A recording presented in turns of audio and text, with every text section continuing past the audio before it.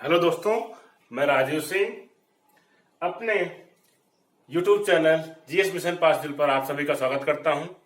दोस्तों, आज हम लोग पढ़ेंगे नेशनल एजुकेशन पॉलिसी 2020 का पार्ट 2। प्रीवियस लेक्चर जो हम लोगों ने नेशनल एजुकेशन पॉलिसी 2020 पढ़ा था, उसमें हमने ये पढ़ा था कि भारत में एजुकेशन पॉलिसी संबंधित कितनी सारी कमिटियां, कितने सारे कमीशन बने हुए हैं और किस साल में बने थे, जिससे क्वेश्चन आयोग में आते हैं, जहां से ट्रिपल एससी के एग्जाम में भी क्वेश्चन आते हैं, एसएससी के एग्जाम में भी क्वेश्चन आते हैं। फिर हम लोगों ने पढ़ा कि जो 1986 की नेशनल एजुकेशन पॉलिसी थी, इसमें क्या कमियां थी, क्यों नेशनल एजुकेशन पॉलिसी 2020 क्यों लाया गया था। ये तो हम लोग पढ़ लिए क्या कमियां थी और क्यों लाया गया नेशनल एजुकेशन पॉलिसी 2020। अब हम लोग पढ़ते हैं दोस्तों, जो न्यू एजुकेशन पॉलिसी है उसका क्या प्रिंसिपल है। ये कुछ प्रिंसिपल अडॉप्ट किए गए हैं, उसी के आधार पर पॉलिसी बनाई गई है। पहला है recognising, identifying and fostering the unique capacity of each student. दोस्तों, जैसे हम लोग बात किए थे कि पहले की जो एजुकेशन पॉलिसी हुआ करती थी वो टीचर सेंट्रिक थी।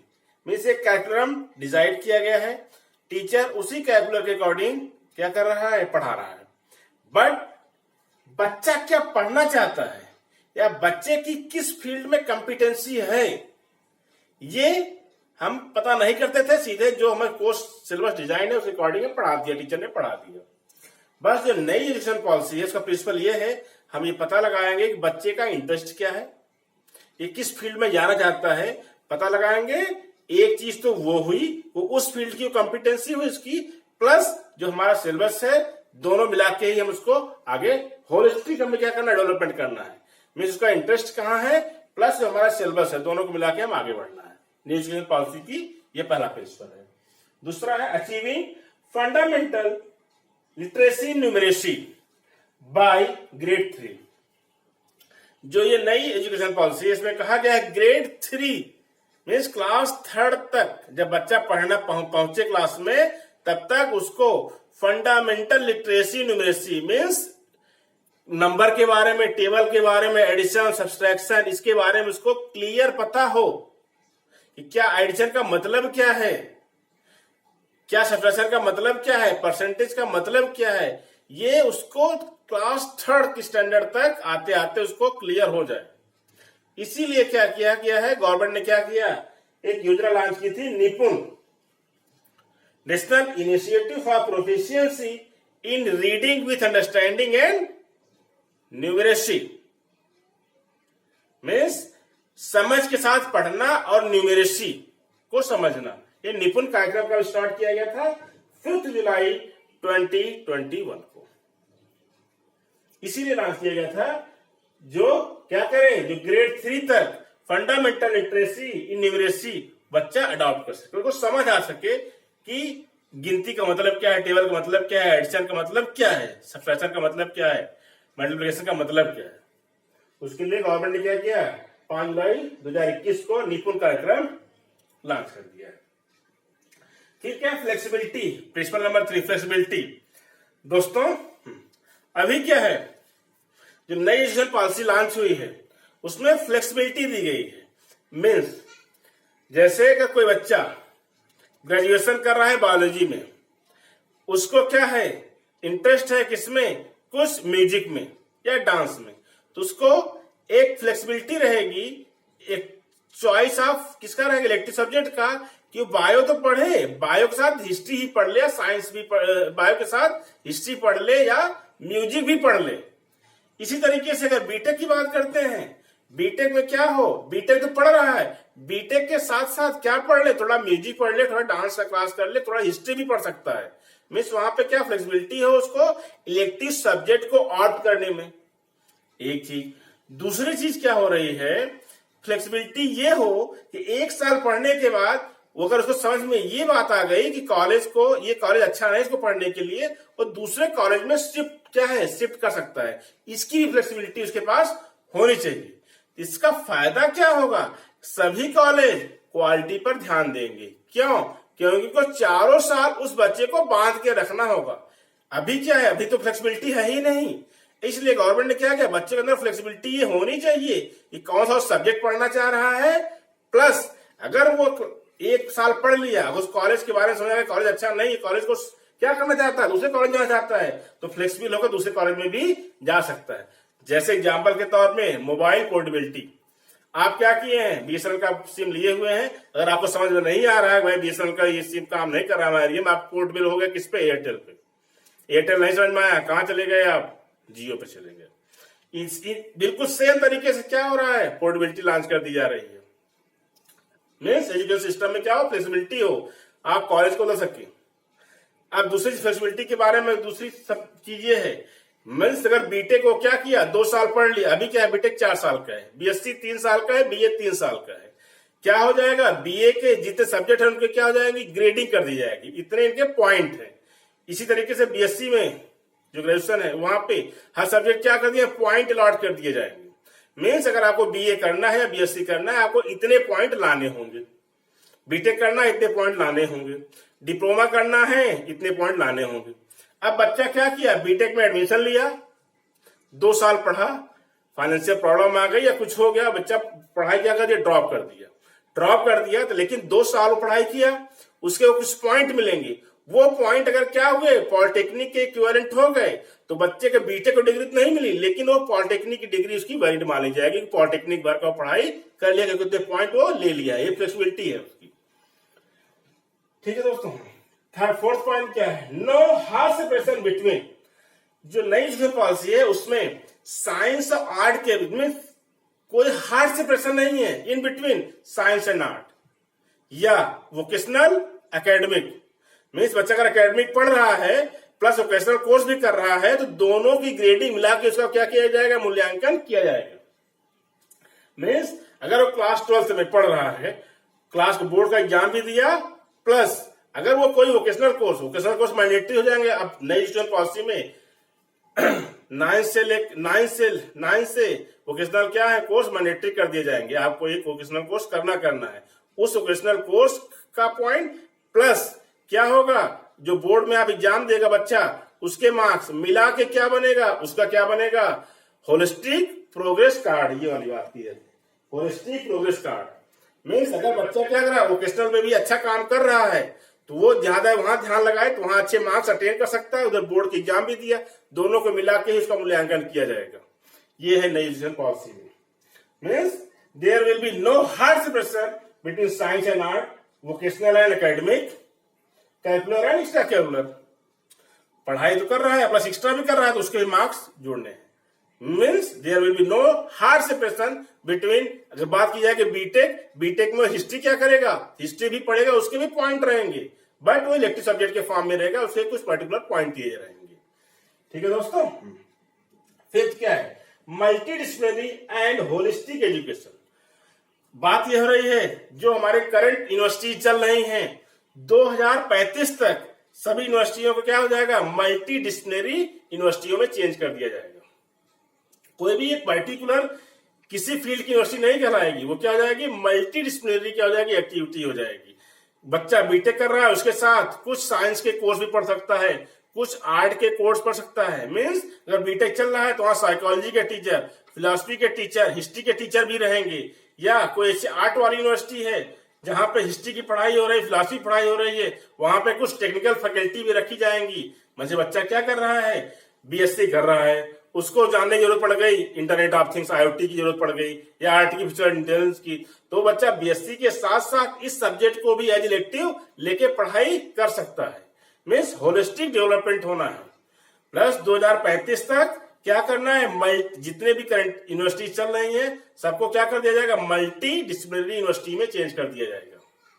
ये है इसका प्रिंसिपल। फिर आता है क्रिएटिविटी एंड क्रिटिकल थिंकिंग।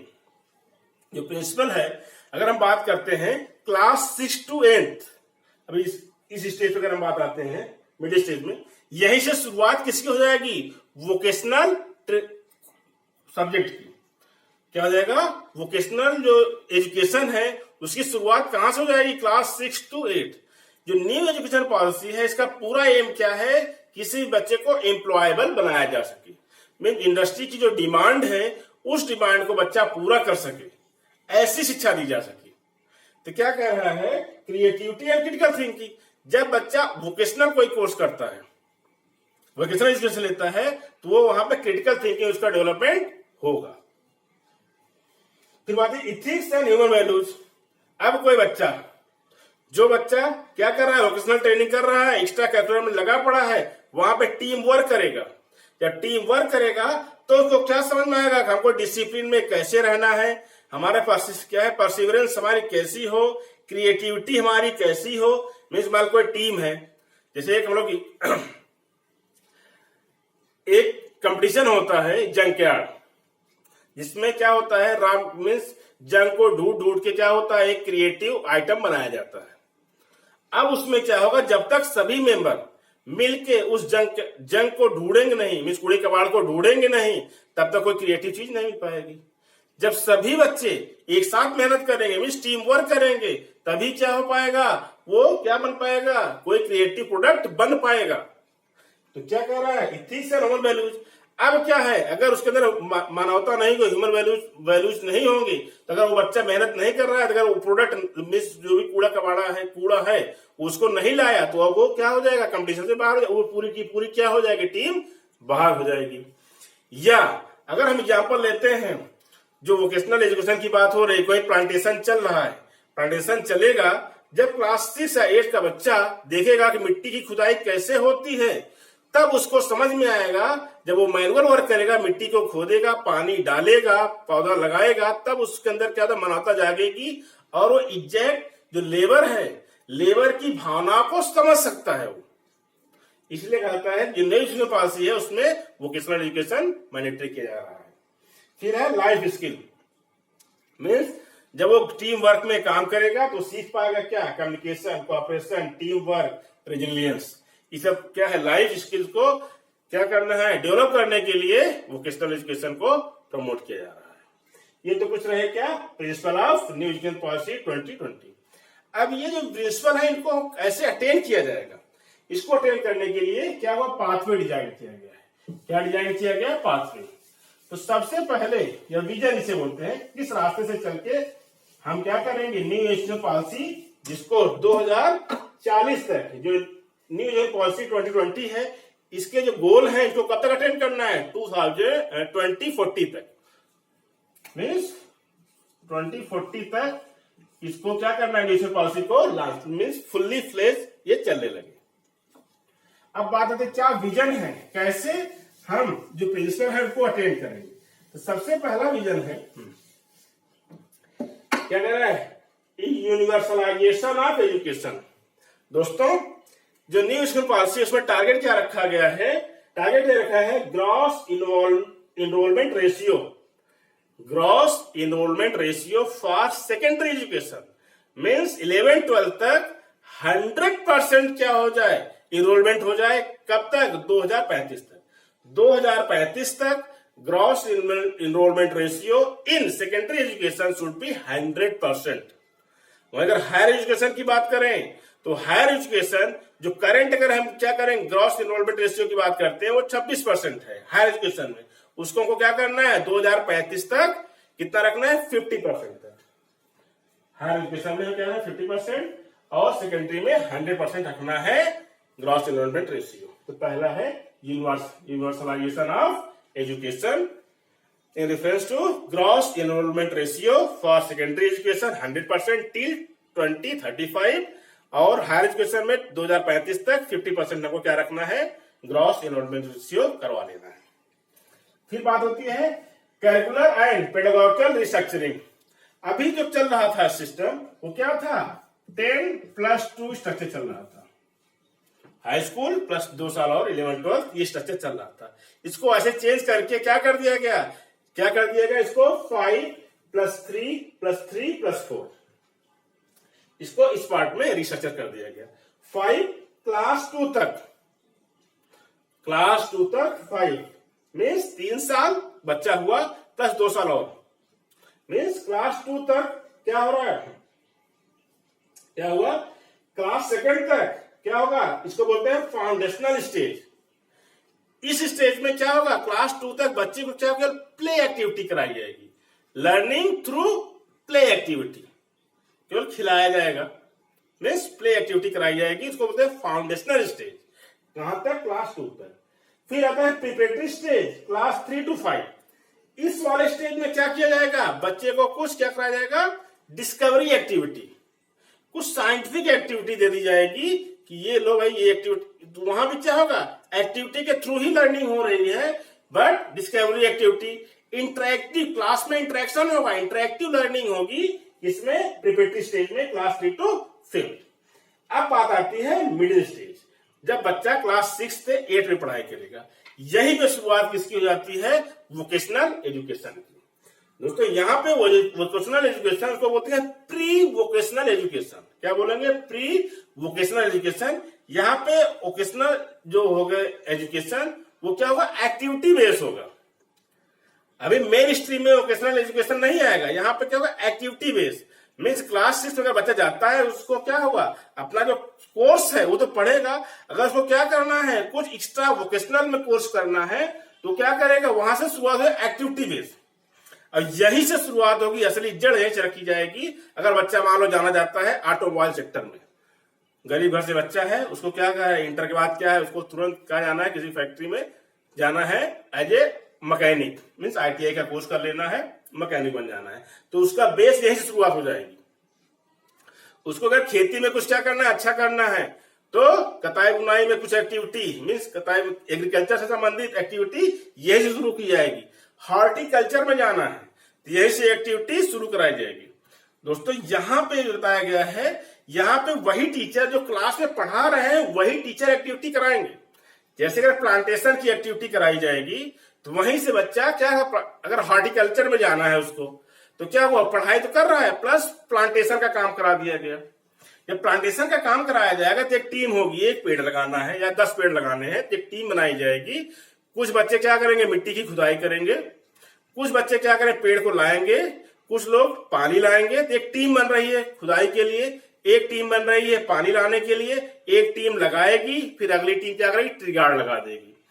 अब यहीं पे क्या होगा, ये इसलिए बनाया जा रहा है जो बच्चों में सॉफ्ट स्किल है। अभी तक क्या है, केवल कॉग्निटिव स्किल पर हम लोग ध्यान दे रहे थे। जो सॉफ्ट स्किल है, बच्चे के अंदर एक लेबर की भावना को समझने की क्षमता विकसित हो जाएगी कि कैसे मिट्टी की खुदाई की जा रही है, कैसे पानी को पौधों में डाला जा रहा है, वो समझ पाएगा। यही जो शुरुआत हो जाएगी मॉरल वैल्यू की और सॉफ्ट स्किल की।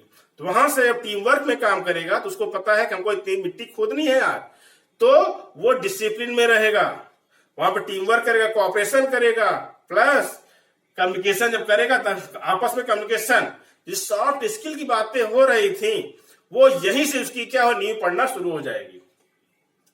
ठीक, क्लास 6 to 8 क्या है, मिडिल स्टेज, जहां पे बच्चा प्री वोकेशनल एजुकेशन प्रोग्राम उसके लिए शुरुआत हो जाएगी। अब जब 9th में जाएगा, यही जो प्री वोकेशनल है वो मेन कोर्स मेन कोर्स की तरह शुरू हो जाएगा। मीन्स उसका सब्जेक्ट पढ़ रहा है अलग से, प्लस इलेक्टिव के फॉर्म में वोकेशनल सब्जेक्ट को पढ़ाया जाना शुरू हो जाएगा। ठीक है, वहां से वो कोई इलेक्टिव सब्जेक्ट के फॉर्म में कोई वोकेशनल कोर्स करेगा। अब क्या होगा, जो मार्किंग सिस्टम होगा वो बोर्ड के एग्जाम के साथ उसका जो वोकेशनल कोर्स किया हुआ है वो उसको दोनों को मिला के तब जाके उसकी क्या की जाएगी, ग्रेडिंग की जाएगी या उसका वैल्यूएशन किया जाएगा। तो उसके आधार क्या बनाया गया है, होलिस्टिक प्रोग्रेस कार्ड। मीन्स वो तो पढ़ाई के साथ ये किया, प्लस जो एक्स्ट्रा काम किया है उसका वैल्यूएशन करके उसका होलिस्टिक प्रोग्रेस कार्ड दिया जाएगा, तब उसका मूल्यांकन किया जाएगा। ये तो बात रही कहां तक, सेकेंडरी स्टेज तक, 5 + 3 + 3 + 4। अब बात आती है हायर एजुकेशन में। बच्चा इंटर कर लिया, साइंस की पढ़ाई किया, प्लस कुछ उसने क्या कर लिया है, वोकेशनल ट्रेनिंग कर ली है, 9th 10th 11th 12th में ट्रेनिंग कर लिया, उसको कुछ सीख गया। अब जाता है ग्रेजुएशन में। अब अगर मान लीजिए उसको बीटेक करने जा रहा है, तो बीटेक करने जा रहा है या बीएससी करने जा रहा है या बीए करने जा रहा है, उसके मान बीए में एडमिशन लिया तो उसके पास वोकेशनल ट्रेनिंग किसकी है, ऑटोमोबाइल की। पैसा नहीं है, बीटेक अफोर्ड नहीं कर पा रहा है हो, तो क्या गया, बीए करने गया किसी कॉलेज से, बीए में एडमिशन ले लिया। लेकिन वहां पे भी क्या होना है, वहां पे भी क्या इलेक्टिव सब्जेक्ट क्या है, प्रोविजन रहेगा, तो बच्चा ऑटोमोबाइल में एक और कोर्स कर लेगा और उसको क्या हो जाएगा, वो एम्प्लॉयबल हो जाएगा किसी फैक्ट्री में, किसी बड़ी वर्कशॉप में जाके वो ऑटोमोबाइल सेक्टर में जॉब कर सकता है। ठीक, अब बात आती है जब ग्रेजुएशन में गया बच्चा, अब मान लीजिए बात आती है फ्लेक्सिबिलिटी वाली। जो फ्लेक्सिबिलिटी वाला कॉन्सेप्ट यहाँ पे ये है कि कोई भी बच्चा किसी एक स्कूल में, वो उसके अंदर फ्लेक्सिबिलिटी रहेगी, 1 साल बाद वो कॉलेज को चेंज कर सकता है, या जैसे अगर बीटेक की बात करते हैं 4 साल का कोर्स है, 4 साल में चारों जितने सब्जेक्ट होंगे कोई पॉइंट डिसाइड होंगे। इसी तरीके से डिप्लोमा जो कोर्स होता है उसके भी जो सब्जेक्ट होते हैं उनके पॉइंट डिसाइड है। मान लो बीटेक का बच्चा 2 साल बीटेक किया और वो पॉइंट पा गया 20, होल बीटेक का पॉइंट हो गया मान लो 40, डिप्लोमा का पॉइंट है 20।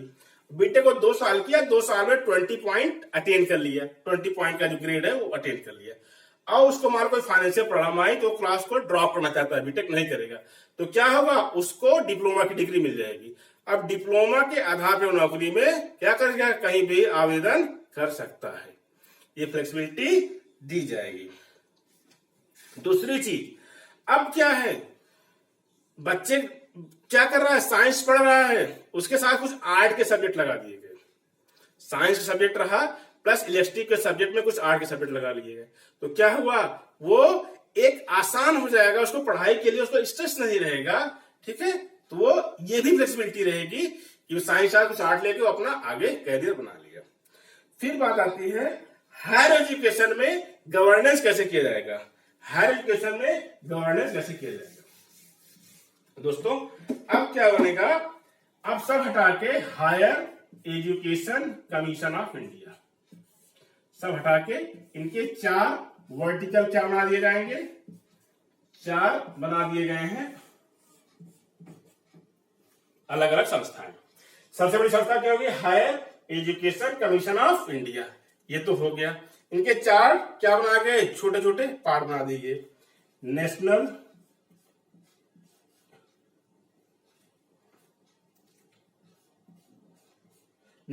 Higher education resource centre, national assessment accreditation council, higher education grant commission, general education council. क्या किया गया, जैसे अभी क्या है, बहुत सारी संस्थाएं हैं, AICTE है, UGC है, कई सारी संस्थाएं हैं। अब सबको हटा के क्या कर दिया गया, एक बना दिया गया higher education commission of India. इनके 4 विंग होंगे, पहला है national higher education resource centre, दूसरा क्या है, national assessment accreditation council, third wing क्या होगी, higher education grant commission, fourth wing क्या होगी, जनरल एजुकेशन काउंसिल। इन चारों के अपने काम है। ये क्या करेगा, इनका मेन काम क्या है, कॉलेज का स्टैंडर्ड डिसाइड करना। जैसे अभी आता है नैक एग्रीडेशन, कोई यूनिवर्सिटी गई, किसी यूनिवर्सिटी को नैक क्या आता है, ग्रेडिंग दे देता है, A+ है, B+ है, जो भी है, तो ये काम करेगा नैक करेगा। इसी तरीके से जनरल, चारों विंग के अलग काम रहेंगे। जो काम नैक करेगा किसके लिए, फॉर हायर एजुकेशन, वही काम स्कूलिंग के लिए कौन करेगा, स्कूलिंग के लिए कौन करेगा, स्टेट स्कूल, वही काम।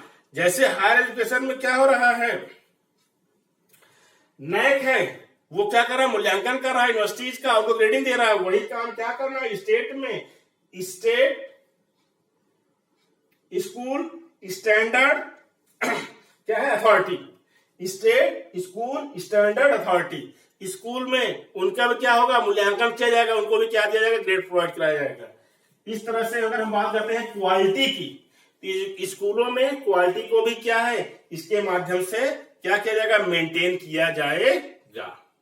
मीन्स नैक प्लस SSS दोनों संस्था होगी। फिर क्या हो रही है, जो अगला पाथवे है, पाथवे ये है कि हायर एजुकेशन में क्या हो गया, मल्टीडिसिप्लिनरी हो गया। 2035 तक सभी यूनिवर्सिटी क्या होगी, मल्टीडिसिप्लिनरी हो जाएंगी। उनके लिए higher education commission of India establish कर दिया जाएगा। उनकी 4 विंग होंगी, एक चीज उसमें बता दी, चारों विंग प्लस स्कूलों में मॉनिटरिंग के लिए क्या होगा, मूल्यांकन के लिए स्टेट स्कूल स्टैंडर्ड अथॉरिटी बनाई जाएगी। अब बात आती है वोकेशनल ट्रेनिंग। 2035 तक जितने भी स्कूल बच्चे पढ़ रहे हैं उनका 50% बच्चों को वोकेशनल ट्रेनिंग दे दी जानी है 2035 तक, जिससे वो क्या हो सके, एम्प्लॉयबल हो सके, नौकरी पा सके। फिर रिसर्च के बारे में क्या है, नेशनल रिसर्च फाउंडेशन। जितने भी पीएचडी की जाएंगी वो किसके अंडर की जाएंगी, नेशनल रिसर्च फाउंडेशन। इन्हें जितना भी रजिस्ट्रेशन होगा, एनरोलमेंट होगा, वो किनके अंडर होगा, नेशनल रिसर्च फाउंडेशन। जिससे क्या हो, कहीं भी डुप्लीकेसी ना आए, मीन्स कोई थीसिस कहीं से कॉपी करके पेस्ट ना कर दे, क्योंकि सभी थीसिस कहाँ रहेंगी, यहाँ पर रजिस्टर्ड रहेंगी नेशनल रिसर्च फाउंडेशन में। इन्हीं के अंडर पूरी पीएचडी कराई जाएगी। फिर आते हैं टेक्नोलॉजी के बारे में। जो नई एजुकेशन पॉलिसी आ रही है उसमें टेक्नोलॉजी का पूरा यूज किया जाएगा। टेक्नोलॉजी का पूरा यूज करना है, extensive use of technology. Technology का फुल एप्लीकेशन। अब टेक्नोलॉजी कहां कहां यूज होगी, पता लगाने के लिए बच्चों में क्या क्वालिटी है, ठीक है, आइडेंटिफिकेशन प्रोसेस क्या है, इम्प्रूव लर्निंग, फिर असेसमेंट, फिर प्लानिंग, एडमिनिस्ट्रेशन। मीन्स बच्चों में पता लगाने की उसमें क्या बच्चे के अंदर क्वालिटी है, प्लस क्या करना है, अगर टीचर के अंदर इंप्रूवमेंट, बच्चे कैसे इंप्रूव किया जाए, प्लस टीचर की ट्रेनिंग के लिए क्या हो, टेक्नोलॉजी का यूज होगा, प्लस करिकुलम डिजाइन करने के लिए, प्लानिंग करने के लिए क्या हो, टेक्नोलॉजी का यूज किया जाएगा, प्लस एडमिनिस्ट्रेशन पर्पज के लिए, जैसे हम बताया था प्रमोशन ऑफ टीचर, उनका क्या होगा, आउटकम चेक किया जाएगा, क्योंकि परफॉर्मेंस क्या हो, सॉफ्टवेयर से चेक होगा। अब बात करते हैं, सबसे बड़ा है न्यू एजुकेशन पॉलिसी में क्या किया गया है, शिक्षा पे 6% ऑफ जीडीपी खर्च किया जाएगा। जो जीडीपी है इंडिया की, उसका 6% किस पे खर्च किया जाएगा, एजुकेशन पे खर्च किया जाएगा। यह है न्यू एजुकेशन पॉलिसी पे टारगेट है कि अभी क्या है, 2000 अभी जो सर्वे आया था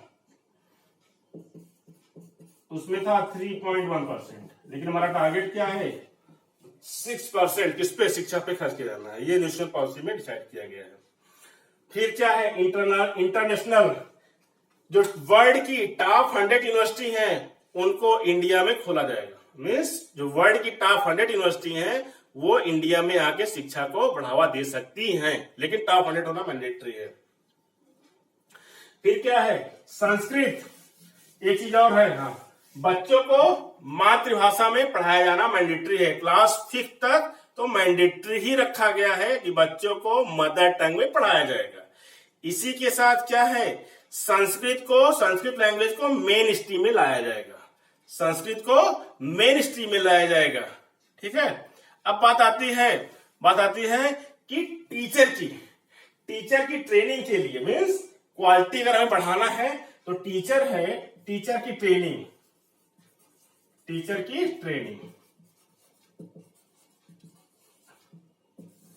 इसमें किया गया है 50 आवर कंटिन्यूअस प्रोफेशनल डेवलपमेंट। हर टीचर को एक साल में 50 घंटे का कंटिन्यूअस प्रोफेशनल डेवलपमेंट क्या है, कराया जाएगा, जिससे वो क्या कर सके कि बच्चों में जो करंट पढ़ रहा है, बच्चे पढ़ रहे हैं, प्लस जो इंडस्ट्री की रिक्वायरमेंट है, दोनों के बीच को गैप को फिल कर सके जब वो पढ़ा रहेगा। इसलिए मैंडेटरी किया गया है क्या, 50 आवर कंटिन्यूअस प्रोफेशनल डेवलपमेंट करना है उसको। इसके साथ क्या किया गया है, 2030 तक इंटीग्रेटेड क्या किया गया है, बीएड का सिलेबस, बीएड के प्रोविजन किया गया है। मीन्स जो 4 साल का बीएड हो जाएगा, जिसमें वो 3 साल ग्रेजुएशन के रहेंगे, प्लस 1 साल क्या रहेगा बीएड का। मीन्स इंटीग्रेटेड कोर्स लॉन्च कर दिया जाएगा, किसके लिए, फॉर टीचिंग पर्पज के लिए। और एक नई क्या है, मेंटरिंग पर्पज के लिए नेशनल मिशन फॉर मेंटरिंग, ये भी क्या है, लॉन्च किया जाएगा फॉर टीचर्स, ठीक है। ये रहा। प्लस टीचर में प्रोफेशन जो है क्या है, प्रमोशन की स्कीम बात किए थे। टीचर में प्रमोशन ऐसे नहीं होगा कि सीधे क्या सीआर भर के प्रमोशन।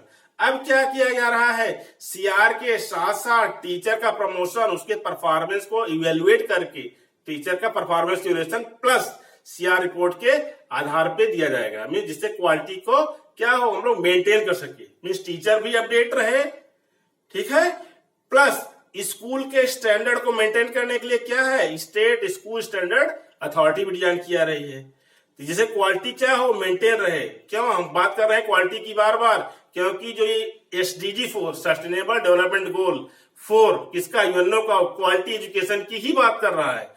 और जो न्यू एजुकेशन पॉलिसी लाई गई है उसी SDG 4 को अटेन करने के लिए ही लाई गई है। ठीक है दोस्तों, ये तो रहा हमारी नई शिक्षा नीति 2020 के बारे में ओवरव्यू। दोस्तों अगर हमारा वीडियो पसंद आया हो तो हमारे चैनल को लाइक सब्सक्राइब जरूर करें। Thank you. मिलते हैं किसी नई योजना के साथ।